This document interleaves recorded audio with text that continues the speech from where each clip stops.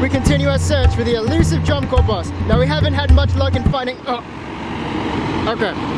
Welcome to the bus, your home for the summer, pretty much. You'll be spending a good number of hours on it throughout the season. Going to shows, going to housing sites, going just about anywhere you need to go. And I've gotten a lot of requests for this kind of video, but I didn't have a bus. So the first thing to know about the bus is you're most likely gonna have a seat partner. Your seat partner is your BFF for the summer. Hopefully.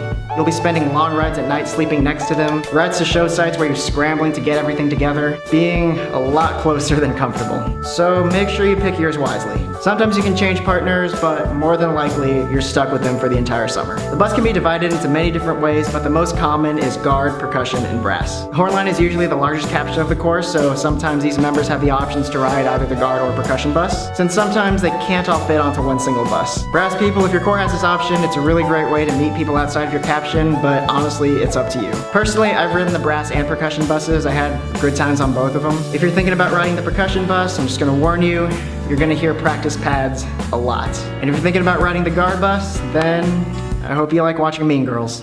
Again, this is the most common way of members being sorted on the buses, but some corps do things differently. So what kind of things do you bring on the bus with you? Your luggage goes under the bus in the lower bays, but you can bring a few things on board with you. There's your bus box, which goes under your seat. You can store things like snacks and stuff in there. You can check out my video on that here. A pillow and a blanket are good things to bring for night rides, which you'll have a lot of, especially if the air conditioning gets cranked up pretty high. I would normally bring a small backpack that could hold things like a change of clothes, my wallet, phone chargers, and stuff like that. Bungee cords can be useful for hanging things up like towels. Just be wary of where you hook them up. Some buses have spots that work well, some do not. You can also bring your water jug onto the bus, but here's my advice for that. Only fill it up halfway just in case there's a leak. I've seen people store water jugs in the overhead bays before. I have also seen water jugs fall from the overhead bays before.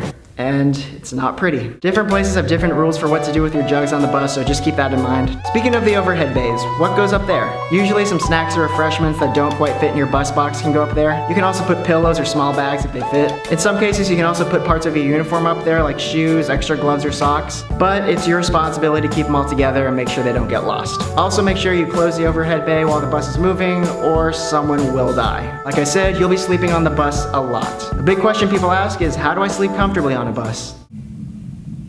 Some people sleep in the aisles where you can lie down, but personally, I just put my headphones in, listen to some music, and just focus on relaxing. Melatonin pills can be helpful for some people. Just make sure you take them at a time. That won't leave you feeling drowsy during rehearsal the next day.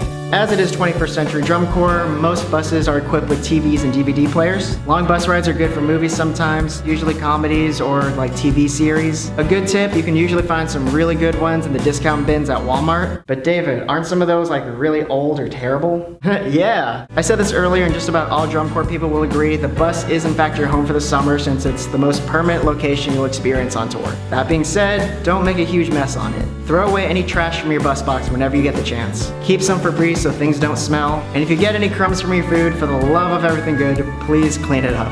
Why is it so important that you cleaned it up? Because that's how you get ants! Well, those are some of my tips for bus life, but while I'm on tour with the Boss Crusaders, why not get some of the members' opinions? Alright, what's your favorite kind of movie to watch on the bus? Anything starring Will Ferrell. Guy on the bus sucks. Caitlin, what's the best way to fall asleep on a long bus ride? Put on the Lord of the Rings. Taylor, what makes a perfect seat partner? A perfect seat partner is someone who's gonna let you lay on them when you're tired. Connor, what's the best way to fall asleep on the bus? Just figure it out. A perfect seat partner shares the same taste in snacks as you, so when you run out of snacks you can eat theirs. You need to make sure it's someone who's gonna let you do that as well. Anthony, what's your go-to snack for your bus box? Sour Patch Kids and strawberry Pop-Tarts. Definitely Nutella and Oreos. A perfect seat partner is gonna have the same energy level as you, so after shows, if you wanna talk, you have someone to talk with. And if not, if you want to sleep, you're not going to get on each other's nerves. On the guard bus, we love to watch comedies. We like Easy A, Bridesmaids, and Mulan! Santi, what is the best part about long bus rides on tour? Long bus rides? Alright guys, front of the bus or back of the bus? Back to the bus! If you feel like you're in a space shuttle, you're in one place, you're traveling, there's a lot of loud noises, and then suddenly you wake up and you're in a completely different environment. The best way for me to fall asleep on a bus ride is I take my pillow and squish it down into the foot space, and then throw my blanket down where like my hip's gonna be and lay on my side in the foot space. So so my feet are in the aisle. And then my seat partner has both seats to herself, so that works. It's like going from Texas, Louisiana. It's like, whoa, what planet am I in? But disclaimer, I'm only 4'8", so that might not work for everybody. Also, you can sit with someone who's in your section or not in your section. If they're in your section, you can take that opportunity to go over music and things in the show.